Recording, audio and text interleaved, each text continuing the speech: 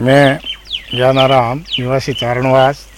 मैं ग्राम पंचायत चारणवास के बारे में जो जानकारी दे रहा हूँ, ये ग्राम पंचायत 1962 में सर्जित की गई।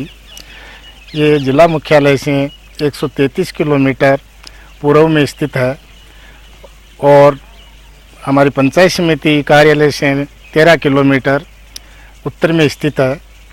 काफ़ी अच्छी ग्राम पंचायत है। इसकी लगभग आबादी, ग्राम पंचायत की आबादी लगभग 5763 है और जो पंचायत मुख्यालय चारणवास है, इसकी आबादी 1723 के लगभग है। इसे पंचायत जब ये बनी उस समय इसके पहले सरपंच हमारे तुलसीराम जी बने, जो स्वतंत्रता सेनानी भी थे और उन्होंने गांव का काफ़ी विकास किया।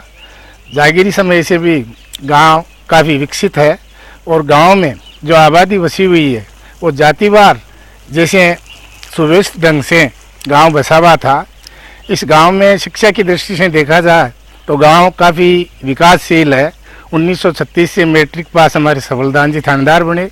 करनी सिंह जी जो SMS इंचार्ज भी रहे, इसी गांव के निवासी थे। हमारे राजस्थान हाईकोर्ट के जो न्यायाधीश थे चतराराम जी, आपकी भी शिक्षा दीक्षा यहीं हुई थी और इसी गांव से निकलकर आप सेवाएं दी। इसके अलावा सरकारी सेवाओं में प्रताप सिंह जी व्याख्याता, ज्ञानाराम जी वरिष्ठ अध्यापक, भीमाराम जी जो पंचायत समिति कुचावण में वरिष्ठ लिपिक थे, इस गांव के विकास में इनका विशेष योगदान रहा। हमारे SDO कोर्ट डीडवाना में पूर्णमल जी साणेल जो इस समय इस वरिष्ठ लिपिक के पद पर कार्यरत है, आपका भी गांव के विकास में काफ़ी योगदान रहा। इसके अलावा गांव कृषि आधारित है और गांव में ज़्यादातर चीज़ें जैसे देखा जाए तो हमारे यहाँ सुविधा की दृष्टि से पंचायत भवन बना हुआ है, राजीव गांधी केंद्र बना हुआ है, उप स्वास्थ्य केंद्र बना हुआ है, आंगनबाड़ी है और आंगनबाड़ी के अलावा यहाँ पर सेकेंडरी स्कूल भी क्रमोन्नत पिछले 2 साल पहले हुई।